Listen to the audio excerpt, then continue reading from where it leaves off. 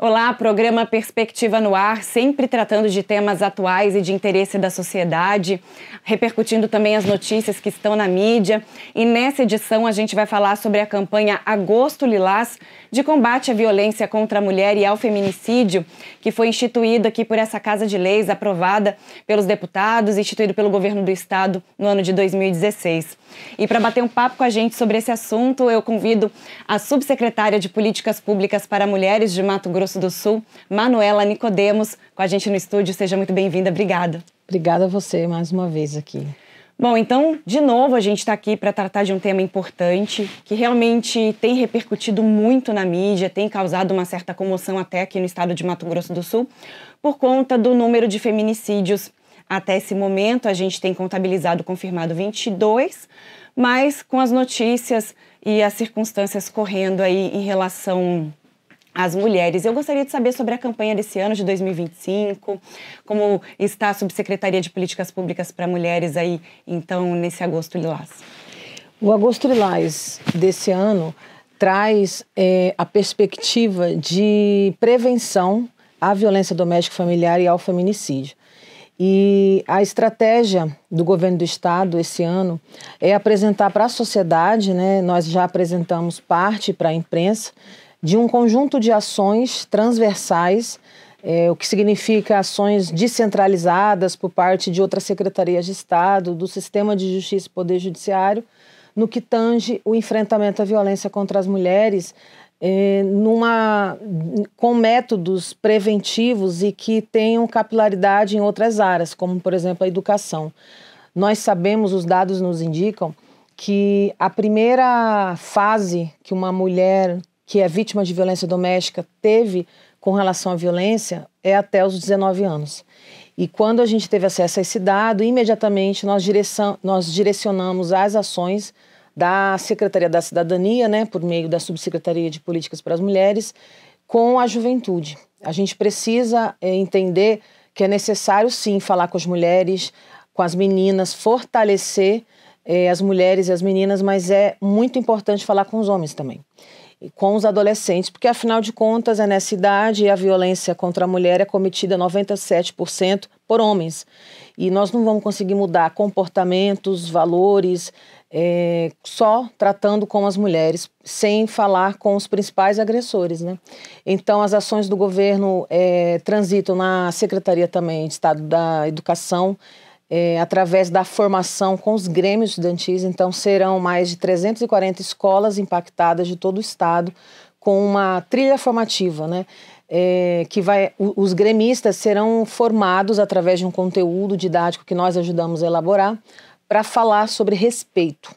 Então, uma das ações do Agosto Lilás que vai trabalhar a prevenção é essa, que está dentro do programa Protege, que é a nossa principal entrega, né, que é o Programa de Estado de Prevenção e Enfrentamento à Violência contra a Mulher. Então, é nesse caminho de prevenção e de lançar esse programa que nós estamos orientando toda a nossa agenda do Agosto Lilás. Certo, e eu observo também, até com base no que você falou agora, que muitos dos padrões de violência que a gente ouve nas notícias e até mesmo nas mídias sociais que as mulheres sofrem, acabam reproduzindo algo que elas presenciaram na própria casa.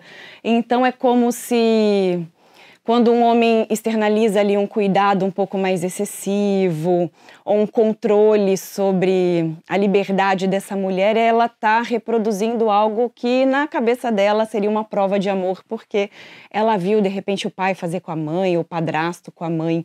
E quando você leva para a escola esse tipo de tema, seria uma forma de desconstruir também esse gatilho psicológico? Em primeiro lugar, eu acho que a gente precisa desmistificar a ideia passional que caracteriza esse crime. Não justificar, né? Não tem a ver com amor, não tem a ver com cuidado, não tem a ver com ciúmes. É posse, é controle, é o machismo patriarcal operando todos os dias para decidir quem vive e quem morre nesse país.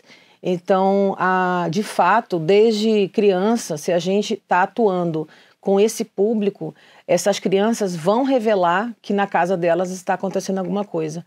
Por isso, Lívia, que nós trabalhamos, e essa é uma das principais frentes de trabalho da Secretaria da Cidadania, é a formação técnica da rede especializada de atendimento à mulher em situação de violência.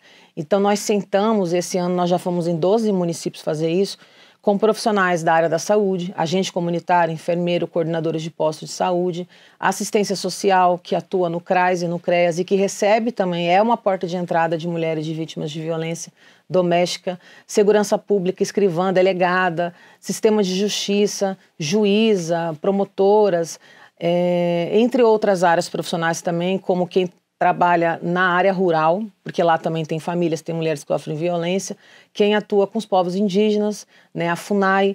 Então nós estamos ampliando essa rede de atendimento para identificar situações que eventualmente nos levem a perceber que uma mulher está sendo vítima de violência.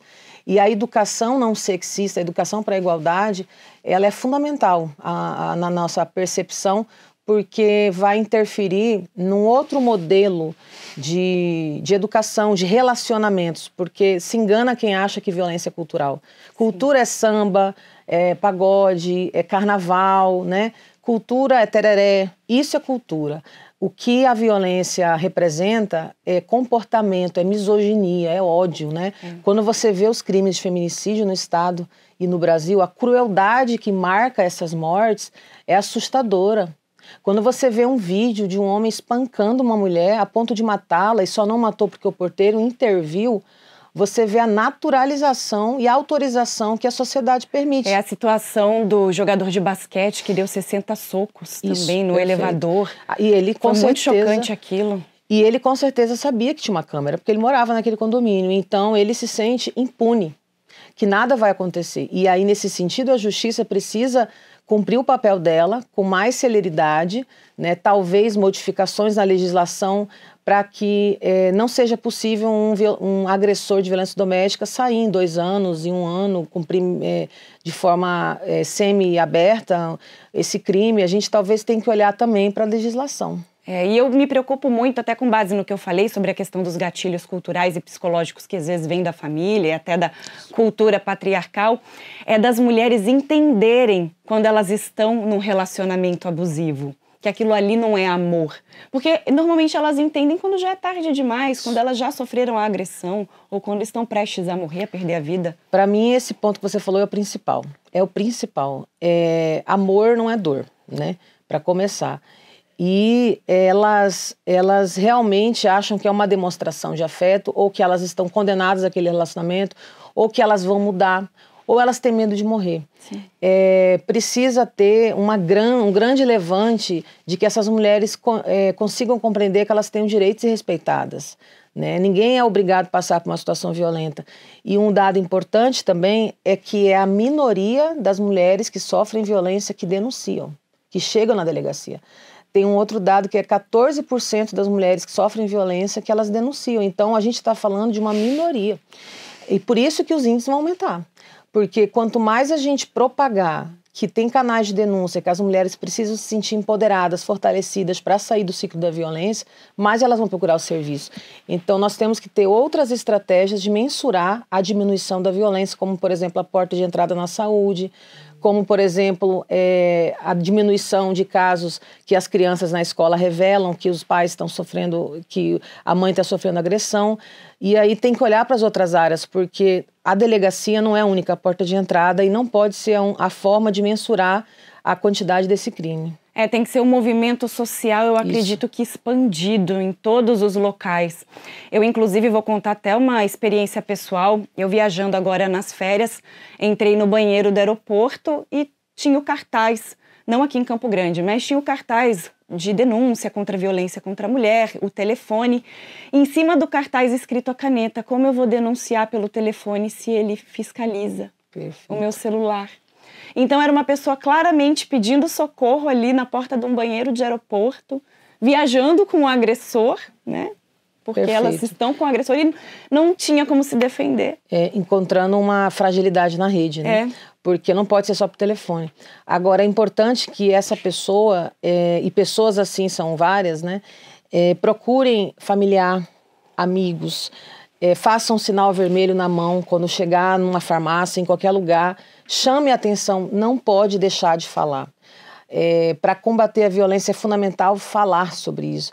Então essa mulher precisa procurar alguém, né, para poder dizer que ela está sofrendo violência, porque se ela não tem acesso ao celular, e muito interessante essa situação que você traz, para poder ela se defender e não morrer. Então, eles controlam mesmo, eles controlam com quem elas falam, eles controlam com quem elas saem. Por isso que a gente tem uma coisa nessas formações da rede, que é a discussão com as mulheres sobre o plano de fuga. É fundamental ter uma mochila com roupas e documentos pessoais, porque eles destroem os documentos e é uma peregrinação para conseguir recuperar esses documentos quando são destruídos. Então é importante uma mulher em situação de violência, vulnerável, que deixa ali num lugar seguro ou na casa de alguém, da sua confiança, uma mochila com roupas e documentos seguros. É importante que uma mulher não fique no quarto quando tiver uma discussão, porque ela pode ser trancada. É importante que ela saia de casa, fique perto de outras pessoas. Então, a gente trabalha também um plano de fuga para essa mulher. Muito bom, muito bom. E eu acho interessante também a gente falar sobre o entendimento de que a culpa da violência ou a culpa do feminicídio não é da vítima. E eu falando aqui até como mãe, né, como a gente ama muito alguém incondicionalmente e você tem aquela sensação de que seu amor ele vai salvar a pessoa ou porque através daquele laço algo extremo não vai acontecer contigo e aí é quando acaba às vezes acontecendo. Então é mais uma vez fortalecer essa rede psicológica de apoio social até digital para que as mulheres elas sintam que tendo que sair desse amor que é muito tóxico, que é muito difícil de se desvincular, elas não estão sozinhas, elas estão protegidas. Com certeza. E as que têm acesso ao telefone, pode ligar para o Corpo de Bombeiros, se não quiser envolver a polícia, pode procurar o CRAS, todo bairro tem um CRAS, é o Centro de Referência da Assistência Social, pode procurar o agente comunitário de saúde, nós estamos trabalhando, esses agentes, eles visitam a casa das pessoas sempre, né? Uhum. E escrever um bilhete, entregar. Então, existem mecanismos de fuga, de pedir ajuda. O importante é o que você está fazendo hoje, aqui na TVE. Discutir o tema, falar da Lei Maria da Penha, por exemplo, que é o Agosto Lilás, é importante para aplicá-la, porque não adianta, as mulheres, elas 24% só conhecem a Lei Maria da Penha a fundo.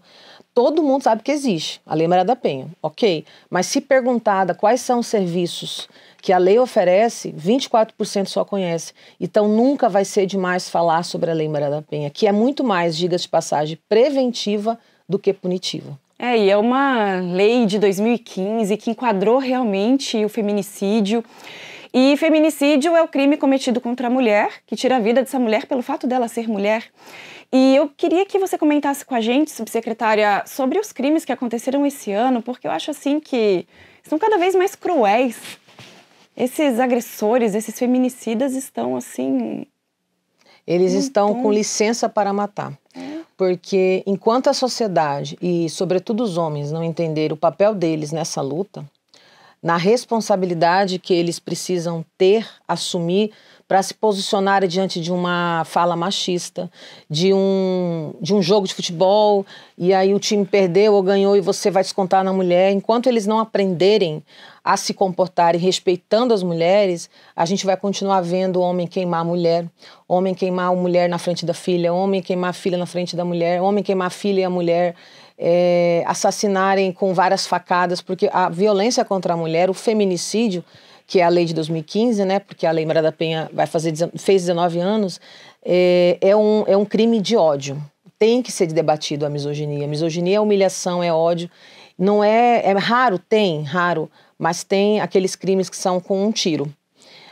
Mas aí, igual foi em Corumbá, a vítima, que morava numa fazenda, morreu com um tiro, mas na frente de 5 filhos. Então, ele castiga ela. Além da morte, eu vou traumatizar todos os seus filhos. Mas geralmente são facadas, né? Mulheres são degoladas, mulheres são estupradas. Então, a característica de morte violenta às mulheres e a corpos femininos, como é o caso das mulheres trans, que também são assassinadas com ódio, caracteriza esse crime do feminicídio. E como é que está a rede de denúncias? A gente comentou que quanto mais se fala, mais a rede é procurada. Como é que está o atendimento, como é que está a procura, até para a gente dar uma devolutiva do porquê esses números assim estão altos, cresceram tanto. Primeiro eu acho, honestamente falando para você, que a violência contra a mulher tem aumentado. Eu não acho que é só uma questão das mulheres estarem denunciando mais, eu acho que a violência, a cada 4 horas uma mulher morre, por ser mulher. A cada 13 segundos uma sofre violência doméstica. Todas as formas de violência contra a mulher aumentaram, que vai na contramão do resto das violências, principalmente contra as mulheres negras, mulheres e meninas negras. A cada 6 minutos uma é estuprada. E você sabe que a maioria das mulheres estupradas tem de 0 a 13 anos no Brasil, então é muito grave. E aí nós trabalhamos para divulgar os canais de denúncia, né, que para emergência é 190 e para solicitar informação, encaminhamento para a rede é 180, Ligue 180. Nós estamos divulgando, sábado agora, dia 16, nós iremos fazer uma formação, Lívia, para lideranças comunitárias de Campo Grande. Então, líderes comunitários, e eu acredito que muitos homens vão saber como é que funciona a rede e como é que encaminha. Agora, nós também precisamos nos antecipar, trabalhar a prevenção. E trabalhar a prevenção significa mudança de comportamento. Então, nós estamos focados nesse objetivo de prevenir para que a gente não debata só o atendimento. Porque o atendimento é depois que acontece. Nos interessa é fortalecer essa mulher para que ela não viva uma violência. Mas é importante dizer que as mulheres que são atendidas na Casa Abrigo, com o programa Recomeços da Secretaria da Assistência Social do Governo do Estado, irá receber aquelas que estão lá um salário mínimo, podendo receber até durante 1 ano, para ela se reorganizar na vida dela. Isso é novo, isso é inédito, isso é recente. Importante demais essa política pública para garantir a autonomia da vítima, porque ela foi para Casa Abrigo, ela vai voltar para onde? Então, ela precisa de uma ajuda e o Estado está fazendo a parte dele para se reorganizar, né? Nós temos também, vamos implementar mais em 12 municípios o Centro Especializado de Atendimento à Mulher e Criança e Adolescente, porque não dá para trabalhar só a vítima. Essa mulher, como você falou, é mãe. Ela Sim. tem filhos e os filhos veem agressão. Então, eles também serão atendidos nesse centro que a gente vai levar, tem em Campo Grande, né, o CEANCA, mas a gente vai levar mais para os outros 12 municípios. Então, é o Estado atento ao atendimento, mas também à prevenção. E o que acontece com o agressor? A gente já repercutiu muito também ao longo de outros programas, outras entrevistas, a importância da medida protetiva, da busca pela delegacia. Como é que fica essa situação assim, de separação mesmo, de proteção dessa mulher que está sendo afastada desse relacionamento, enfim? Muito importante também essa pergunta, porque poucas pessoas conhecem a efetividade ou consideram a efetividade da medida protetiva de urgência, que é o afastamento do agressor do lar. Existem vários tipos de medida protetiva de urgência. O mais recorrente é o afastamento dele do lar. E 90% das vítimas de feminicídio no Brasil, em Mato Grosso do Sul não é diferente, não tinham medida protetiva. Então não é verdade que a medida protetiva deixa elas em risco. A medida protetiva salva vidas. E aí, não é porque tem poucos casos que tem que ser desqualificada a medida. O que acontece é que nós temos que, por exemplo, ampliar o PROMUSSE. O PROMUSSE é o Programa da Mulher Segura da Polícia Militar, que fiscaliza as medidas protetivas. Então, a partir do momento que o judiciário libera a medida, o judiciário informa a polícia. A polícia vai fazer a ronda na casa da vítima e no agressor, para ver se ele está respeitando a medida e se ela está protegida. Então, imagine um programa como esse em todos os municípios. Todas as mulheres que têm medidas sendo recebidas, seguras pela polícia. Que o PROMUSSE não é só prender, né? A polícia não faz só esse papel em Mato Grosso do Sul. Esse programa faz política pública de prevenção, debates nas escolas. Então, é divulgar esse mecanismo importante com a mulher, lembrando que qualquer pessoa pode denunciar o descumprimento da medida protetiva, não é só a vítima. Se seu vizinho, você está vendo que ele está indo na casa dela e ela tem medida, liga para a polícia, 190, porque muitas vezes as mulheres mesmo revogam. Sim. Porque ela quer que o marido volte a ter contato com o filho, porque ela não tem com quem deixar o filho, o marido pode ficar com o filho, mas ela se arrisca.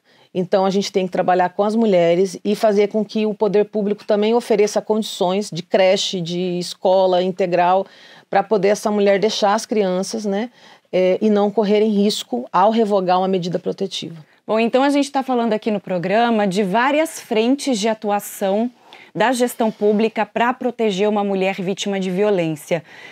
Começando com a educação, com o trabalho nas escolas. aí a rede de atendimento para que ela possa recomeçar uma vida, para que ela possa ter uma profissão, porque eu sei que existe uma ligação econômica, muitas vezes, Fato. da mulher com o agressor, né? Como que ela vai viver, como é que ela vai sobreviver, onde ela vai morar, como a gente estava colocando aqui. O trabalho da polícia através das medidas protetivas. Então, a mulher, ela tem um amparo, ela tem uma rede ali para realmente protegê-la de um possível feminicídio, mas é importante que a mulher também, ela busque os direitos. Porque a gente só vai conseguir fazer com que elas acessem o direito se elas recorrerem ao serviço, se ela existir na rede. Se essa mulher chegar no posto e dizer, eu estou deprimida, se ela falar para o agente comunitário, eu preciso de ajuda. Se o agente comunitário estiver preparado para olhar e falar, essa mulher perdeu muito peso, essa mulher está machucada, ela ganhou muito peso muito rápido, ela está esquisita. Fala para a sua coordenação na unidade de saúde que vai entrar em contato com o centro de atendimento à mulher ou com o CREAS para ela receber uma visita da assistência social, né, eventualmente para cadastrar algum programa, para falar sobre outra coisa, mas com estratégia dessa assistente social identificar que aquela mulher precisa de ajuda. E as pessoas fazerem a parte dela, Lívia. Se naquele caso dos 61 socos contra a Juliana, o porteiro não tivesse intervido, aquela mulher tinha morrido. Então, e depois teve outro caso no Distrito Federal, né, e que foi desclassificado como tentativa de feminicídio. Foi classificado como lesão corporal, sendo que ele tinha intenção de matar. Então, as pessoas precisam enfiar a colher, né? Sim. Aquele ditado que em briga de marido e mulher não enfia a colher. Mas as pessoas precisam fazer a parte dela. A gente não vai conseguir superar a violência ou salvar vidas só entre nós, mulheres, porque somos nós que estamos morrendo. Os homens precisam entender a responsabilidade deles, a família tem que apoiar, a sociedade não pode julgar e o Estado tem que garantir acesso aos serviços. E a gente passou por uma situação também muito bacana aqui no atendimento por telefone da polícia, da vítima pedindo de pirona, e eu acho que foi um atendimento muito rápido, foi muito estratégico, inteligente da parte dele já entender a situação. Nós participamos, nós da Secretaria da Cidadania, na formação dos soldados e soldadas da última turma da PM, da penúltima, a convite do Promuce. Então, nós fazemos a capacitação desses profissionais, né, para prepararem o atendimento. Então, a gente fica muito feliz quando dá resultado, porque na última turma que eu fiz a formação, foram mais de 400 soldados e soldadas que passaram por essa formação, para ter uma perspectiva de forma eficaz, sabe? Ter uma perspicácia, estar atento e principalmente com um olhar humanizado. Então, realmente foi motivo de muito orgulho e felicidade. Esse atendimento salvou a vida daquela mulher e eu tenho certeza que a polícia tem feito isso, né? De forma recorrente, e é bom que aconteça para que as mulheres saibam que pode contar com essa força policial. E aí, no atendimento, a polícia é encaminhada para a casa da vítima. Isso. E toda a situação se desenrola ali, salvou a vida dela. E a partir dali, vamos supor, num atendimento de costume, né, de atendimento a vítimas de violência. A mulher é encaminhada, ela recebe atendimento psicológico. Com certeza. Em Campo Grande, e agora em mais outros 3 municípios, depois que foram implementadas, né, em Campo Grande, onde tem a Delegacia da Mulher, né, nós temos 13, onde tem Sala Lilás, nós temos 49 em Mato Grosso do Sul. A mulher chega, se ela quiser, né, ela registra o boletim de ocorrência e a partir dali, na Casa da Mulher Brasileira, por exemplo, ela é encaminhada para a equipe psicossocial. Então, ali tem assistente social, psicóloga que a atende. Essas são as salas Lilás? Não, essa é a Casa da Mulher Brasileira. A Casa da Mulher Brasileira. A Sala Lilás, ela vai ser atendida por uma mulher. E essa mulher vai fazer o atendimento, é acionada a assistente social do município que atende a mulher. Pelo menos a gente tem trabalhado para que isso aconteça. E aí na Casa da Mulher Brasileira ela é atendida pela DEAN, em seguida, né, pela equipe psicossocial, o inverso também pode acontecer. Caso ela opte pela medida protetiva, ela pode solicitar na Defensoria Pública, né, ou no Ministério Público dentro da Casa da Mulher Brasileira, mas ali ela evita de ir nos lugares distantes, ela vai estar todos os serviços concentrados. Inclusive ela pode levar o filho, porque lá tem agora uma brinquedoteca com profissionais, pedagogas, capacitadas, né, para ficar com as crianças, que não é só olhar a criança, é desenvolver alguma atividade, é cuidar, é fortalecer aquela criança que está traumatizada, né? Certo, e subsecretária, para a gente finalizar o nosso bate-papo, nosso tempo está acabando, deixar um recado, falar sobre a campanha desse ano, a importância da mobilização social de todos no combate à violência contra a mulher e também no combate ao feminicídio. Só para completar a informação anterior, além da Casa da Mulher Brasileira, depois que ela sai dos serviços, ela é encaminhada para o SEANCA. E nesse SEANCA ela vai ter o atendimento continuado. Importante demais essa informação. Muito bom. Porque ela não vai ficar desamparada. Ela vai ter atendimento continuado por meses para ela sair desse ciclo da violência. E dizer à sociedade sul-mato-grossense que se envolva nessa luta pelo fim da violência contra a mulher, que tem que ser todos os dias, que você fique atente a mulheres da sua família, mulheres da sua rua. Quantas pessoas não conhecem mais nem o nome da vizinha? Se relacione, né, as mulheres indígenas também. É muito importante que essas mulheres confiam na justiça, procurem, busquem o serviço, denunciem no Ministério Público quando não funcionar ou quando elas forem discriminadas. Importante dizer isso também porque a gente está falando de direitos, que a polícia e os programas sociais cheguem para as mulheres ribeirinhas. Temos muitas mulheres ribeirinhas que moram distante de Corumbá e que sofrem violência, que as pessoas se preocupam com a segurança das mulheres, mas principalmente reajam frente ao machismo, porque se a gente não entender que essa violência é machista, e machista a gente enfrenta desde criança, com educação igual, com trabalho igual para todo mundo, é um enxugar gelo. E eu tenho certeza que aqui nós estamos no caminho certo, porque nós não mascaramos o problema. A gente dá visibilidade para o problema e ouve a população para orientar o nosso trabalho. E eu acredito que Mato Grosso do Sul está fazendo um trabalho de excelência, o que pode garantir mais confiança por parte de todos que estão nesse processo, tanto combatendo quanto buscando aí apoio de vocês. Obrigada pela participação. Obrigada a você mais uma vez, é muito bom estar aqui com você sempre. Bom, então esse foi o programa Perspectiva, tratando aqui de um tema sério, a campanha Agosto Lilás, combate à violência contra a mulher, combate ao feminicídio, todos os números aí essenciais que podem ser acionados para a gente seguir nessa luta estão na tela. E você continua acompanhando a programação da TV Alemes aqui com a gente. Compartilhe esse link com seus amigos e familiares. É importante que muitas pessoas tenham acesso a esse conteúdo. Até a próxima. Tchau, tchau.